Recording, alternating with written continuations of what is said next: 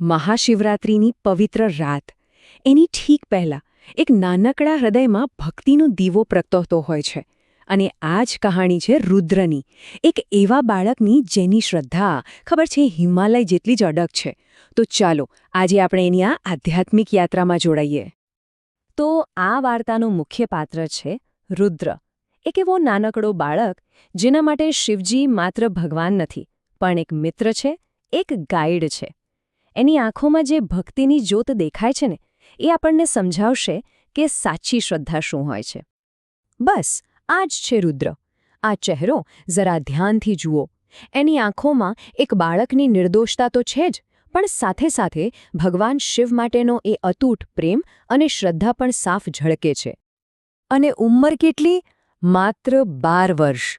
હા, ફક્ત 12 વર્ષની ઉંમરે મહાદેવ સાથેનો એનો જે સંબંધ છે ને, એ ખૂબ જ ઊંડો છે, એકદમ પર્સનલ.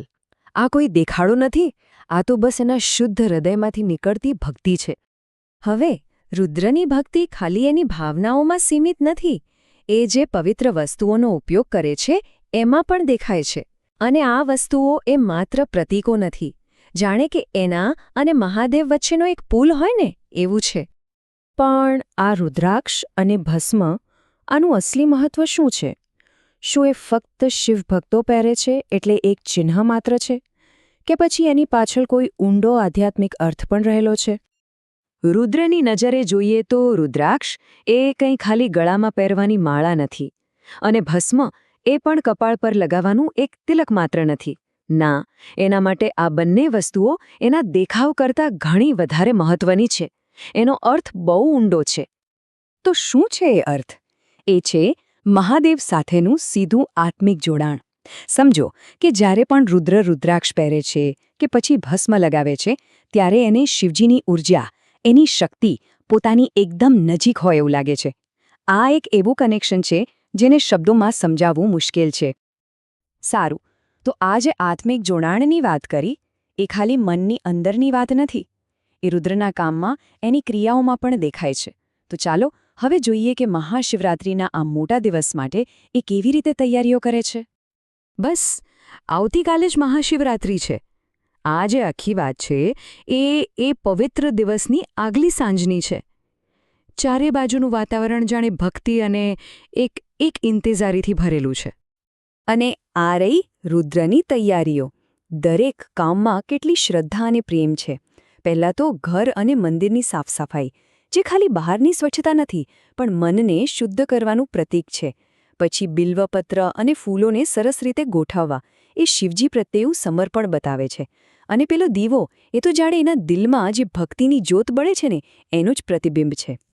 પણ સવાલ એ છે કે આટલી બધી મહેનત શા માટે? કારણ કે શિવજી ભાવથી પ્રસન્ન થાય છે. એમને ખુશ કરવા માટે કોઈ મોટા આયોજન કે મોંઘી ભેટ સોગાદોની જરૂર નથી. એમને તો બસ શુદ્ધ ભાવ જોઈએ. અને રુદ્રના દરેક નાના નાના કામ પાછળ આ જ શુદ્ધ, નિસ્વાર્થ ભાવ છુપાયેલો છે. બધી તૈયારીઓ હવે પૂરી થઈ ગઈ છે. હવે સમય છે મનને સીધું ઈશ્વર સાથે જોડવાનું. હવે એક ક્ષણ આમી છે પ્રાર્થનાની, શુદ્ધ હૃદયથી થતા સંવાદની.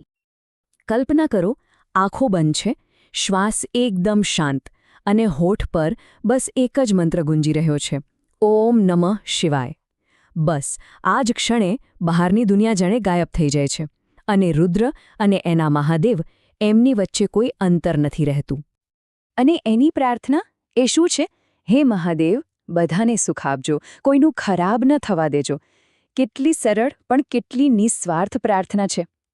એણે પોતાના માટે કશું જ નથી માંગ્યું. બસ એની એક જ ઈચ્છા છે કે બધાનું ભલું થાય. આખી દુનિયા માટે પ્રેમ અને કરુણા છે એની આ પ્રાર્થનામાં. રુદ્રની આ કહાણી ભલે નાની હોય, પણ એનો અર્થ બહુ ઊંડો છે. એ આપણને ભક્તિનો સાચો રસ્તો બતાવે છે. તો ચાલો આ વાર્તામાંથી આપણને શું શીખવા મળ્યું એ સમજીએ. સૌથી પહેલી વાત તો એ કે મહાશિવરાત્રિ ખાલી એક તહેવાર નથી. એ ફક્ત ઉપવાસ કે જાગરણ કરવા પૂરતું નથી. એ તો પોતાની જાતને સમજવાનો, મનને શુદ્ધ કરવાનો અને પરમાત્મા સાથે એક થવાનો મોકો છે. એક આખી આધ્યાત્મિક જર્ની છે. અને ભક્તિનો આ જે સાચો માર્ગ છે ને, એના 3 મુખ્ય પાયા છે. પહેલું, શુદ્ધ મન, મતલબ કે જેમાં કોઈ ખરાબ વિચાર ન હોય. બીજું, સારા વિચાર, જે હંમેશા બીજાનું ભલું ઈચ્છે. અને ત્રીજું, સાચી ભક્તિ, જે નિસ્વાર્થ હોય, જેમાં કોઈ શરત ન હોય. અને રુદ્રનું પાત્ર એ આ ત્રણેય બાબતોનું એક જીવંત ઉદાહરણ છે. તો રુદ્રની કહાણી આપણને પ્રેરણા તો ચોક્કસ આપે છે, પણ સાથે સાથે એક સવાલ પણ આપણી સામે મૂકી જાય છે કે શું આપણે આપણી આ રોજબરોજની જિંદગીમાં શુદ્ધ ભક્તિના આ માર્ગ પર ચાલી શકીએ છીએ? શું રુદ્રની જેમ નિસ્વાર્થ પ્રેમ અને શુદ્ધ હૃદયથી ઈશ્વરને પામી શકાય છે? બસ આ જ વિચાર સાથે આપણે અહીં અટકીએ. મહાદેવની કૃપા સૌ પર